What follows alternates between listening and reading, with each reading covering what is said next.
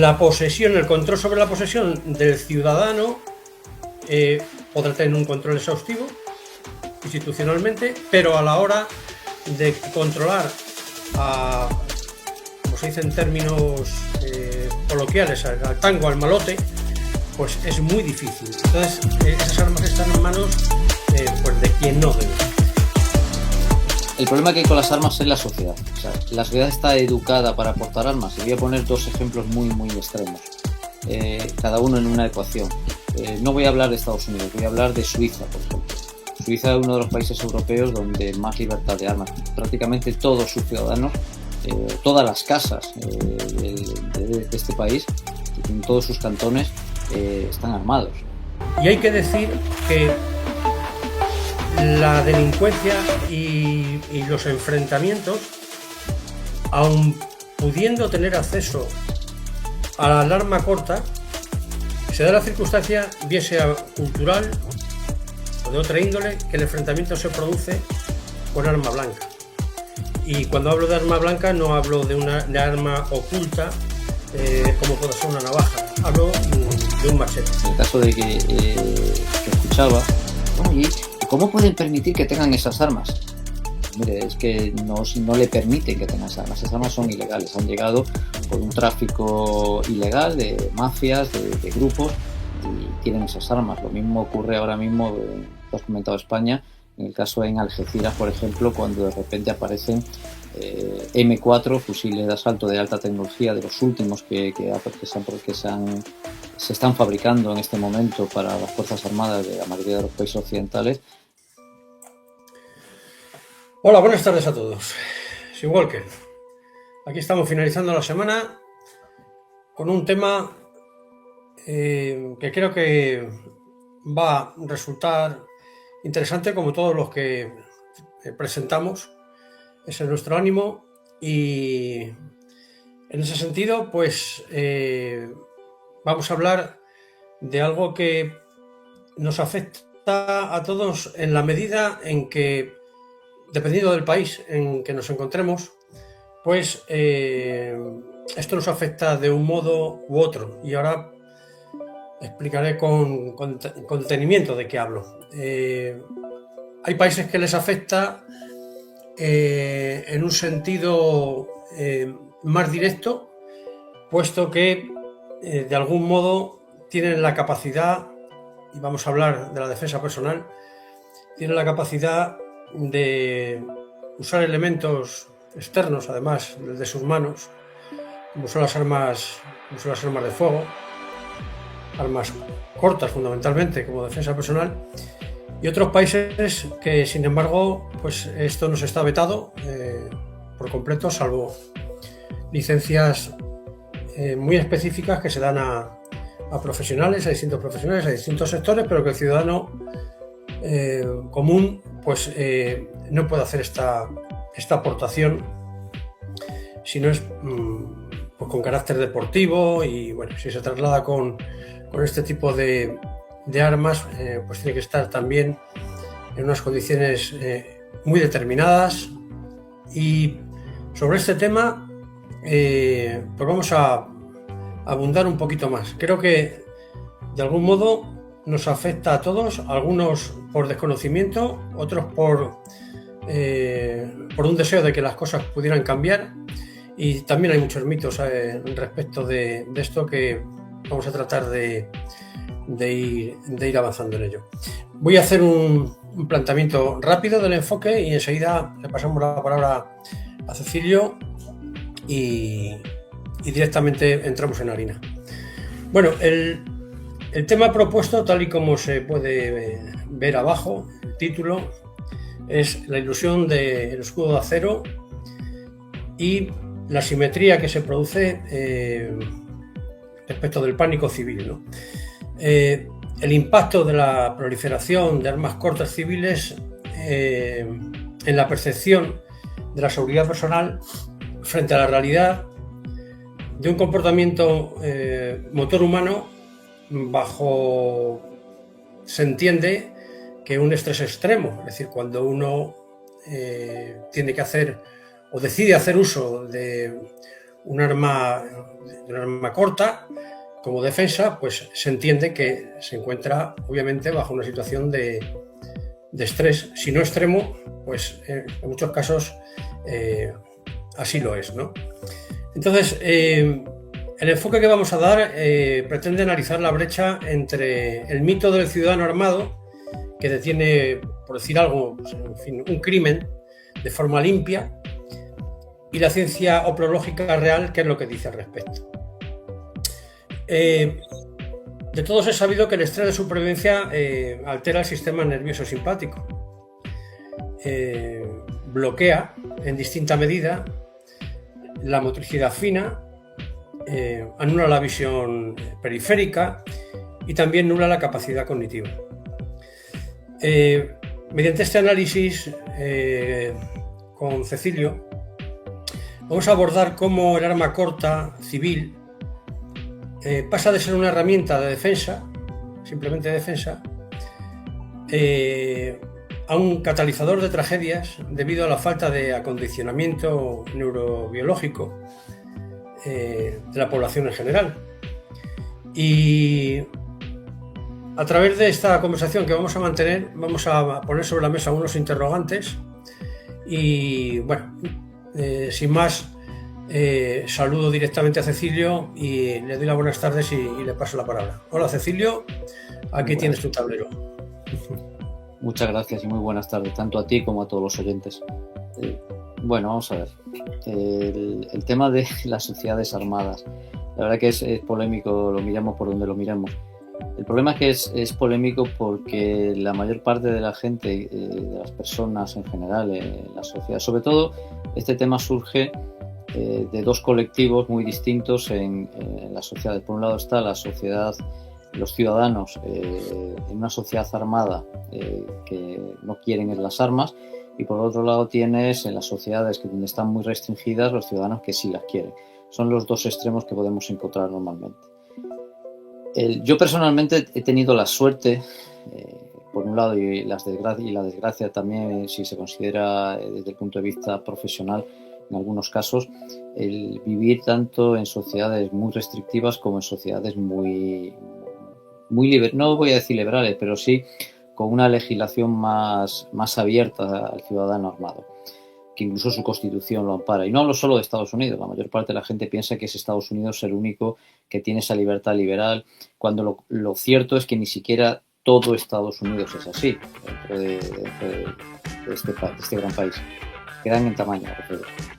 El tema del ciudadano armado, en mi opinión, y quiero recalcar el concepto de en mi opinión, porque estoy seguro que va a ser polémico en el sentido que habrá muchos que no estén de acuerdo con ello y quieran demostrar que el ciudadano es el que tiene derecho a elegir, cuando particularmente, como buen demócrata ateniense que soy, no demócrata excesivamente liberal,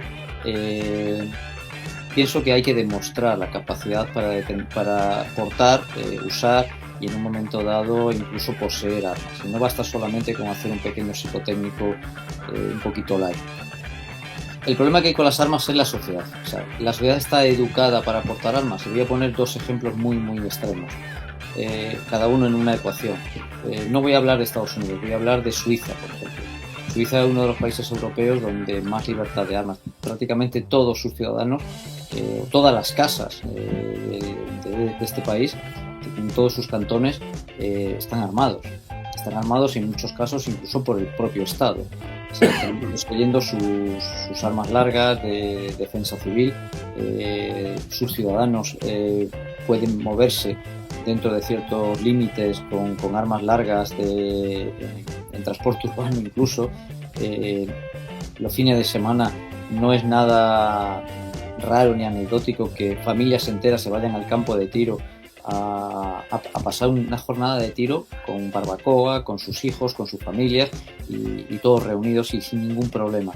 Suiza, si analizamos la estadística de delincuencia, es el país de Europa donde menos delincuencia hay a nivel cotidiano. Habrá otros tipos de delincuencia un poco más sofisticadas, pero a nivel de violencia delincuencial es prácticamente, no voy a decir anecdótica porque eso no conozco ninguna sociedad que sea así, pero es muy muy rara y muy poco habitual. Por otro lado tenemos países como puede ser Guatemala, donde he vivido muchísimos años, donde la Constitución ampara la aportación de armas y hubo épocas en las que se llegó a ver hasta 75, 80 homicidios por cada 100.000 habitantes. Estamos hablando de unos porcentajes de zona de guerra prácticamente. O sea, en Afganistán, en la misma época en la que yo he dicho eso, 75, 80 homicidios por cada 100.000 habitantes, en aquella misma época que era una zona de guerra había del orden de 30 35, con lo cual podemos ver ese gran auge, digamos, o mala utilización de las armas. Alguno me dirá, bueno, la mayor parte de esas armas eran ilegales. Sí y no. Y voy a explicar el razonamiento tan gallego que tengo, también por mi origen, de sí y no. O sea, es cierto que la mayor parte de los delitos que se cometen en casi todas las sociedades son con armas ilegales.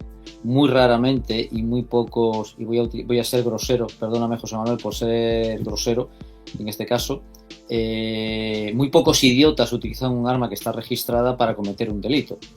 Eso es básicamente de sentido común y hay que ser muy tonto para hacer eso. Normalmente la mayor parte de los delitos son ilegales, son con armas ilegales. Esas armas ilegales no tienen control, mientras que los de los ciudadanos en cualquier sociedad sí la tienen. ¿Pero qué ocurre?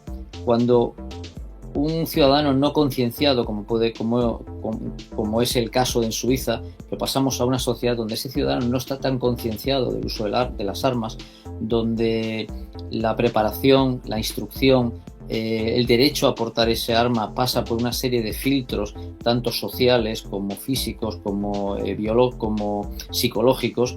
Cuando no pasa todos esos filtros de una manera ordenada, lo que ocurre es que tenemos una sociedad armada sin control. Y ahí surgen los problemas. ¿Qué ocurre? Si comparamos Suiza con Guatemala, podemos ver Guatemala en sus peores tiempos, aunque ahora mismo está rebrotando un poco la violencia, ahora mismo está en una situación quizá mucho más controlada que en los años 2010, 2011, 2012, que fue cuando yo empecé a vivir en esta zona.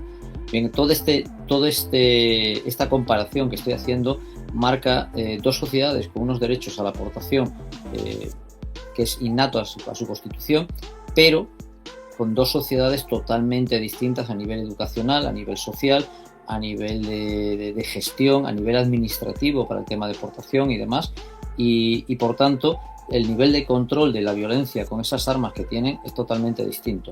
Si pasamos, por ejemplo, a un solo país, como puede ser Estados Unidos, si partimos desde que, por ejemplo, en Utah llevar una navaja aproximadamente de este tamaño no es simplemente una falta, es un delito donde puedes acabar en la cárcel, y en Nueva York prácticamente ningún ciudadano, lo que es el estado de Nueva York, prácticamente ningún ciudadano tiene armas de fuego, lo tienen solamente funcionarios del estado o de la administración pública, mientras que mejor un estado de al lado sí hay libertad de armas. O sea, Estados Unidos no es ese estado donde todo, en todo el país se puede portar armas, ¿de acuerdo? La mayoría de los estados donde se puede portar armas suelen ser los estados, curiosamente, de herencia hispana. Texas, Nuevo México, Arizona, Florida. Todos estos estados donde no solamente hay libertad de portar armas, sino que en la mayor parte de los casos, si las portas, tiene que verse que portas las armas para que los que estén a tu alrededor sepan que vas armado y el riesgo que corren a la hora de enfrentarte o de intentar agredirte. Tengo infinidad de anécdotas sobre ese tema. Con el tema de la violencia y el tema de la delincuencia, tenemos un estado de Nueva York donde está prohibido la aportación de armas para los ciudadanos. Prácticamente nadie tiene armas en Nueva York. En cambio, la delincuencia se sale de las estadísticas. Mientras que, por ejemplo, Texas y Nuevo México, aunque sí hay violencia, y bastante más en un momento dado comparado con lo que sería Suiza, está muy por debajo de las estadísticas de este estado que puede ser Nueva York. Entonces, como puedes ver, ni siquiera me he metido en el tema de qué arma, ni qué modelos, ni qué tipo de estrés fisiológico, biológico, físico que puede sufrir alguien utilizando armas. Estoy hablando ya de sociología, estoy hablando de una ciencia que está dentro de lo que es la upología, pero esas ciencias sociales que hacen que el ciudadano tenga la capacidad lúcida y mental de tener una herramienta con potencialidad letal, que es lo que es básicamente un arma. Entonces, estamos hablando de sociedades, no estamos hablando ya de legislación, no estamos hablando de que se permita o no se permita. Yo particularmente sí soy defensor del derecho a la aportación y la autodefensa, siempre y cuando el ciudadano demuestre que tiene esa capacidad. Y ahora, ya que he hablado de dos extremos, he hablado de Suiza por un lado con un control magnífico, y tenemos por el otro lado, puse un ejemplo, Guatemala, pero podría haber puesto otro, y repito, Guatemala está muchísimo mejor ahora de lo que estuvo en el 2009, 2010, 2011, que fue cuando yo empecé a trabajar en aquella zona. Podemos poner un país que está en una zona bastante intermedia, además tirando hacia el lado bueno, hacia el lado de Suiza, donde los ciudadanos pueden portar armas, incluso armas largas, de las que muchos otros países se consideran de guerra, como puede ser Argentina. En Argentina raro es el municipio que no tenga, estoy hablando de municipios, ni siquiera estoy hablando, o localidades, que no tengan un campo de tiro. El tiro es prácticamente el deporte nacional en Argentina. Su legislación a nivel de homologar a los tiradores, la aportación de armas de los ciudadanos, el derecho a la adquisición de esas armas y municiones, el cómo organizan el nivel de los instructores, porque tienen 4 o 5 niveles en los cuales pasan desde un instructor básico que puede enseñar a los ciudadanos a utilizar esas armas a nivel deportivo, hasta el último que sería el instructor de instructores. Entonces, todo eso está legislado de tal manera, está organizado de tal manera que, sin ser perfecto, porque raramente hay cosas tan perfectas a nivel legislativo, sin ser perfecto, es una de las legislaciones mejor organizadas que he visto en general en el mundo. Y ahí voy a hacer un poco de historia. Eso, curiosamente, viene de todos los emigrantes suizos que a lo largo del siglo XIX y principio del siglo XX acabaron residiendo y poniendo su vida en Argentina. Por poner un ejemplo, una anécdota, la bandera suiza, si tú recuerdas, es una cruz blanca, ¿verdad? ¿Correcto? Sobre un fondo rojo. Lo que son la mayoría, por no decir todos, los campos de tiro y las federaciones de tiro argentinas, es un fondo blanco con una cruz azul, el mismo azul que tiene la bandera argentina en sus colores. ¿Por qué? Porque la mayor parte de esos campos de tiro fueron organizados precisamente por emigrantes suizos a lo largo del siglo XIX y principio del XX en este país, en la Tierra de la Plata. Fueron ellos los que sacaron esas normas, reglas, que luego al final acabaron convirtiéndose en legislaciones, que acabó convirtiéndose en una organización muy parecida a lo que ellos traían de Suiza, pero en un país iberoamericano como es Argentina. Y tenemos una sociedad con un nivel de violencia que, con todos los conocidos que tengo allí, les gustaría que mejorara, pero aún así con ciudadanos armados y concienciados de lo que es llevar armas. Como siempre habrá ovejas negras en todos los grupos, pero bien concienciados.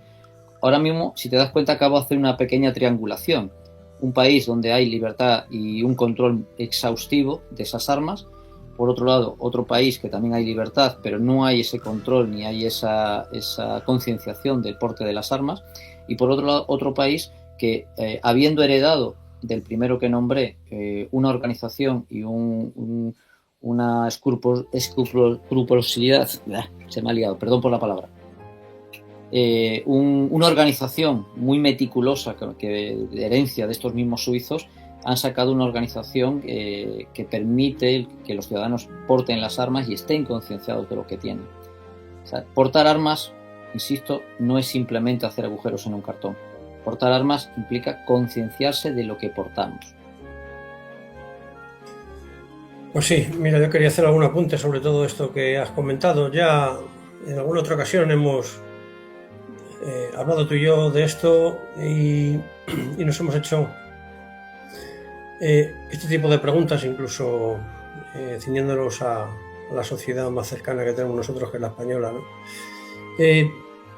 Mira, verás, yo pienso que efectivamente hay una línea divisoria muy difícil de detectar entre los distintos elementos que dictaminan, digamos, cuál es el enfoque tanto de la sociedad como de un gobierno en relación a esta aportación de armas. Si nos paramos a hacer un muestreo de lo que se viene aconteciendo en relación a los enfrentamientos armados en determinadas zonas que cuando salen a la luz pública por lo doloso, por lo trágico y por la cantidad de víctimas que deja, pues uno pone el foco, por ejemplo, en estados pues como Texas, por ejemplo,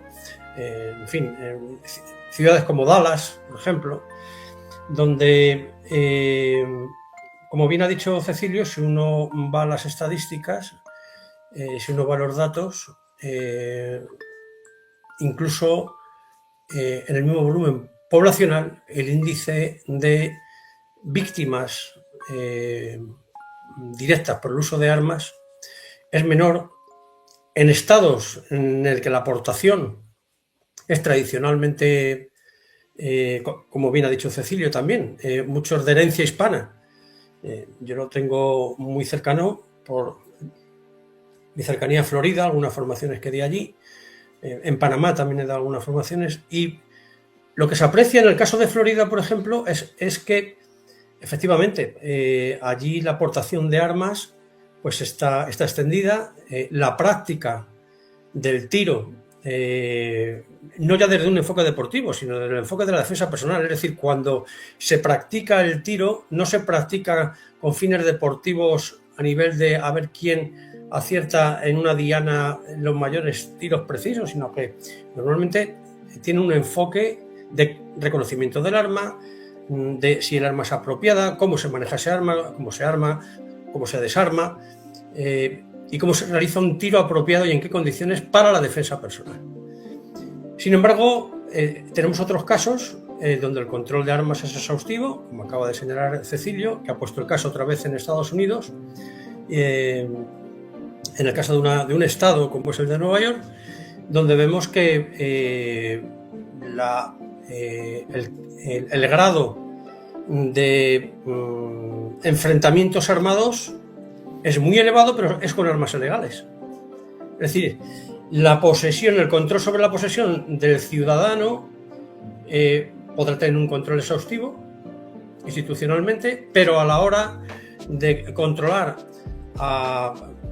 como se dice en términos coloquiales, al tango, al malote, pues es muy difícil. Entonces esas armas están en manos pues de quien no debe.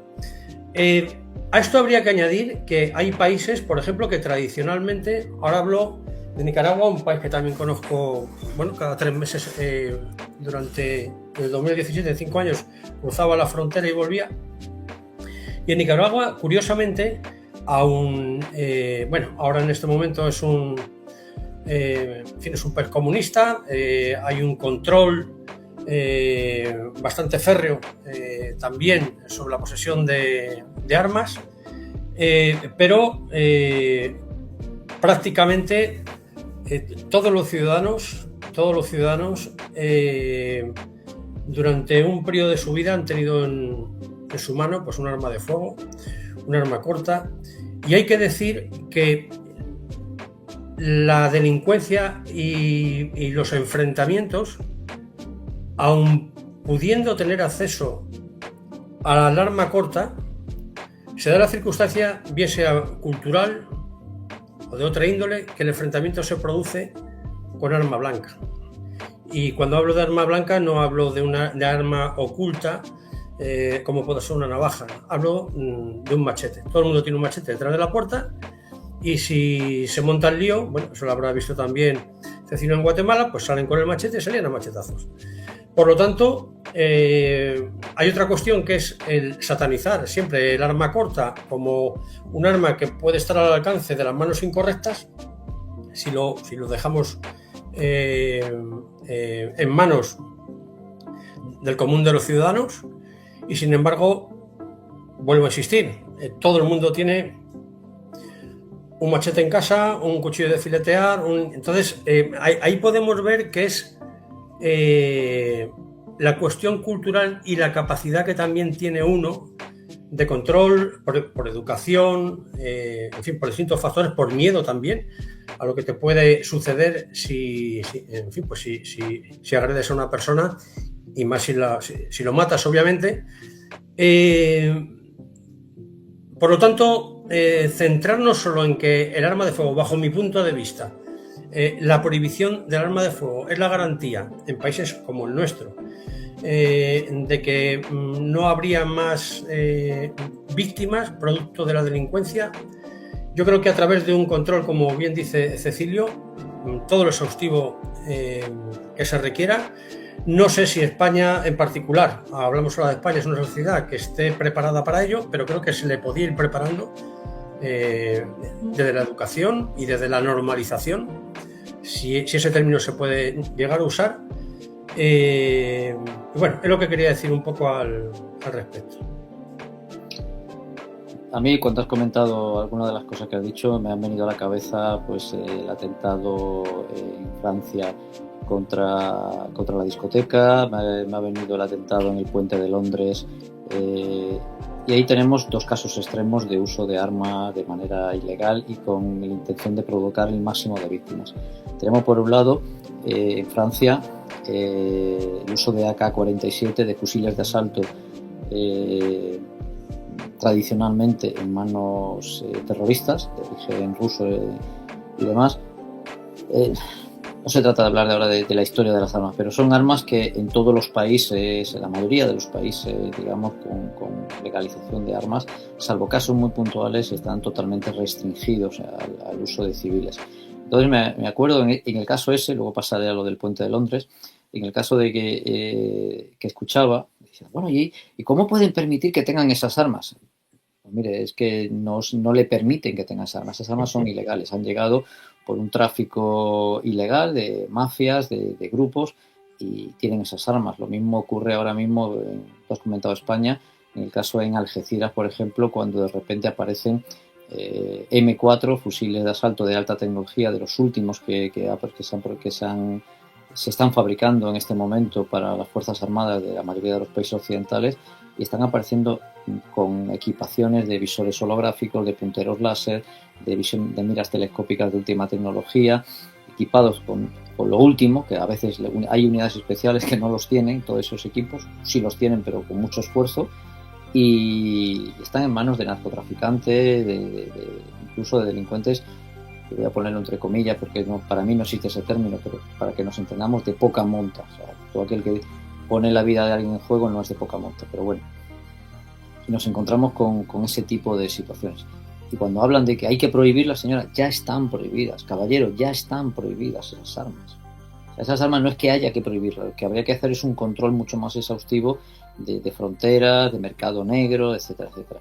Todo eso ya no es solamente el restringirle a los ciudadanos. También he escuchado decir, bueno, pues las armas largas habría que quitar. Entonces, todos los cazadores, ¿por qué tienen que tener esas escopetas? Porque se dedican a la caza, señora, o porque se dedican a lo que sea. O sea, y esas armas tradicionalmente en España han provocado muy pocos, por no decir, cosas muy anecdóticas. Estamos hablando de casos de personas que en un momento dado se les ha ido, como se dice vulgarmente, la pinza. Gente que ha tenido problemas psicológicos del tipo que sea, y han tenido acceso a eso. Y eso me lleva a que muchos de esos problemas psicológicos no han accedido a mejor a una escopeta de caza, pero sí han accedido, como tú dices, a un cuchillo de trinchar, a un cuchillo de cocina, a una herramienta agrícola de mejor o peor uso, pero un hacha para partir leña. ¿Qué hacemos? Prohibimos todo eso. Conozco casos comprobados que se pueden mirar en las redes periodísticas y las hemerotecas, y podemos encontrarnos gente que ha utilizado destornilladores para apuñalar a alguien. ¿Qué hacemos? ¿Prohibimos todos los destornilladores? Otros le han golpeado con un extintor en la cabeza hasta que lo han matado. ¿Qué hacemos? ¿Prohibimos los extintores? O sea, no, la idea no es esa. La idea debería ser el concienciar al ciudadano, concienciar al occidental, en particular, como tú has comentado, pues el ejemplo de España, pero yo hablo de Occidente en general, de que no vivimos en una sociedad de besos y flores y besos con lengua. O sea, vivimos en una sociedad donde o una de dos, o aprendes a defenderte o eres un indefenso, no eres un pacífico. O sea, es que tenemos la mala filosofía, la mala práctica de pensar de que si yo no hago kung fu, no hago karate, no hago artes marciales, no hago boxeo y odio las armas, no me gustan las películas de violencia, me gustan las películas de ciencia ficción, esas en las cuales las parejas se enamoran y son felices por siempre. Para mí esas son de ciencia ficción, básicamente. Todo eso, si me gusta todo eso, no me pueden hacer... No, soy una persona pacífica, no, perdona, eres una persona totalmente indefensa. Eres una persona que no tiene capacidad alguna de lucha ni para protegerte a ti ni para proteger a los demás y por lo tanto no proteges a la sociedad. Eso me lleva luego, por ejemplo, al caso de Londres, cuando el atentado en el puente de Londres, donde una serie de terroristas ni siquiera llevaban armas de fuego, utilizando vehículos para embestir, para meterse por calles con mucha gente, por calles peatonales. En España hemos tenido el mismo caso, en Europa es muy habitual. Lo que los periodistas estúpidamente han empezado a llamar como lobo solitario. O sea, ese tipo de terrorismo que no tiene nada ni de lobo ni de solitario, es simplemente personas que han decidido actuar de esa manera, sin más, no llevan armas de fuego. O sea, entonces, ¿qué hacemos? ¿Prohibimos todos los vehículos a motor porque corremos el riesgo de que nos atropellen? No podemos tampoco. Bien. La mayoría de estos terroristas, aparte de embestir con los vehículos, cuando ya no podían utilizar los vehículos, llevaban en la mano un cuchillo que habían comprado en una ferretería, un cuchillo de cocina muy grande, de grandes dimensiones, y con cinta americana habían empuñado el cuchillo y con cinta americana lo habían envuelto de tal manera que no podías desarmarlo porque el cuchillo formaba un bloque único con su mano. Entonces, ¿qué hacemos? Prohibimos también la venta de los cuchillos de cocina en las ferreterías y en casa nos dedicamos a filetear, pues no sé, con el rodillo de... el rodillo de amasar también puede ser utilizado como un arma. O sea, tenemos un problema grave. Tenemos un problema grave cuando no nos damos cuenta de que todo lo que yo he estado nombrando, cuchillos, rodillo de amasar, un vehículo, un destornillador, son todos herramientas. Incluso una pistola es una herramienta. ¿Por qué? Porque son objetos que se crean para una función, por lo tanto es una herramienta, por definición eso es una herramienta. El arma está aquí. Esto es lo que hay que educar, esto es lo que hay que controlar y esto es lo que hay que tener bajo control. Eso me lleva luego también a otra cuestión. Libertad de armas, sí. El derecho de defensa personal, sí. El derecho de lo que yo llamo la ley del castillo. O sea, mi casa es mi castillo, tú no puedes entrar en mi casa sin recibir daños. O sea, no puedes entrar a la fuerza si yo no te invito. Para mí es un derecho natural. Es un derecho que incluso, si me apuras, los lobos, cualquier animal, hasta los conejos en un momento dado, si tú quieres entrar dentro de su madriguera, te van a morder, se van a defender, van a luchar para que no entres en su madriguera. Entonces, por eso lo considero un derecho natural, porque está en los genes de todos los seres vivos. O sea, mi madriguera es mía, no puedes entrar a la fuerza. Eso uno. Mi vida es mía, tú no puedes quitármela porque te dé la gana o porque tú quieras quitarme mis bienes materiales. Hay una anécdota muy buena de alguien que dice, no, es que quiso entrar en la casa y le golpeó para echarlo. Y dice, ya, pero es que le produjo una lesión cerebral. Ya, pero es que intentó entrar en su casa para robarle. Entonces, usted valora más sus objetos que la vida de esta persona. Dice, no, ese señor valora más mis objetos que su propia integridad. Ese es el razonamiento a la inversa. Pero es un razonamiento totalmente válido, totalmente coherente. Igual que he dicho antes, lo de indefensos y pacíficos. Si te das cuenta, sigo sin hablar de armas, sigo sin hablar de enfrentamientos. Estoy hablando de ciudadanos y de sociedad. Sigo hablando de personas que tienen que ser coherentes y darse cuenta de que el ser humano, los hay buenos, los hay malos, los hay peores y los hay mejores. Pero en todo caso, siempre va a haber seres humanos que generen peligro para el resto de los ciudadanos. Y tenemos que saber defendernos de ellos. Eso no quiere decir que yo vaya por ahí peleándome. Muchas veces me lo toman a broma, pero yo digo que en cualquier reunión yo soy la persona más pacífica de esa reunión. Y cuando me dicen así, dice, ¿cómo es que el más pacífico? Con lo que tú has hecho, con lo que tú trabajas, que tú estás continuamente en el gimnasio pegándole al saco, haciendo llaves, buscando cómo romperle un brazo a alguien. Exactamente.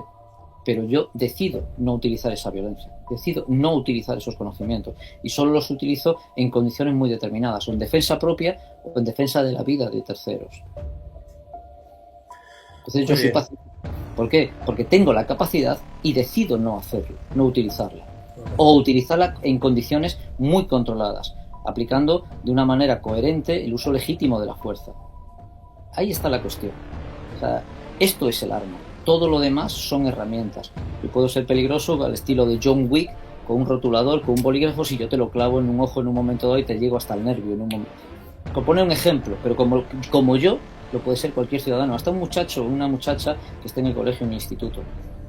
O sea, lo peligroso no son las herramientas, no son lo que tengamos en la mano, lo que tenemos aquí dentro.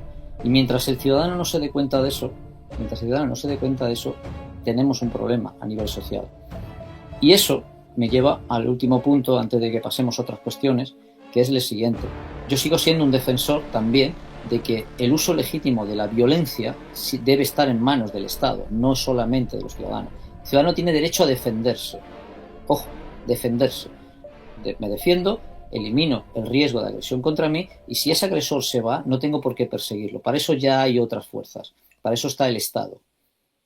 ¿De acuerdo? Entonces, hay un punto en el uso legítimo de ese derecho de la defensa personal que con armas o sin armas, con herramientas o sin herramientas, o sea, el Estado, que debe tener eso bien controlado, y el ciudadano hasta dónde puede llegar. O sea, los derechos, como todo, los derechos pasan por tener muy claro dónde están mis limitaciones.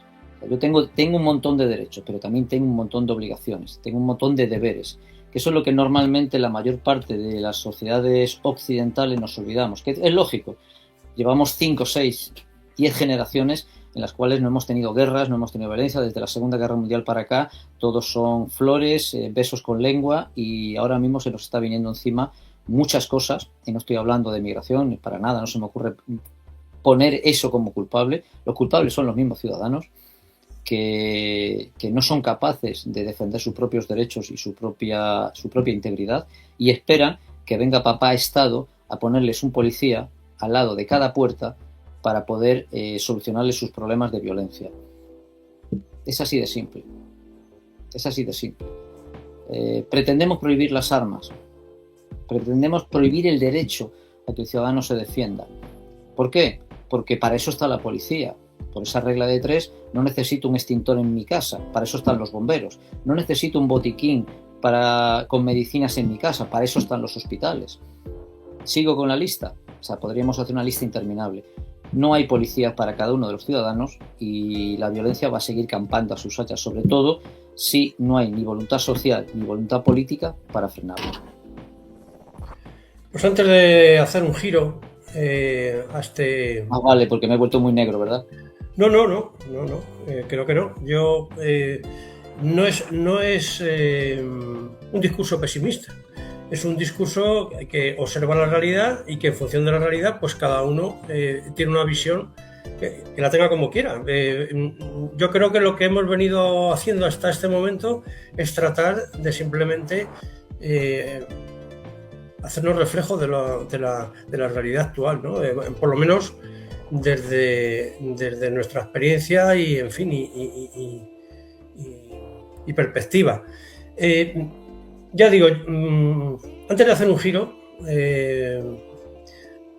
y dejar este tema, ha habido una gestualidad que has tenido ahí que se ha adelantado a lo que yo tenía en la cabeza y que muchas veces pongo como ejemplo. Y otra cuestión que también me gusta comentar de vez en cuando, y es lo siguiente.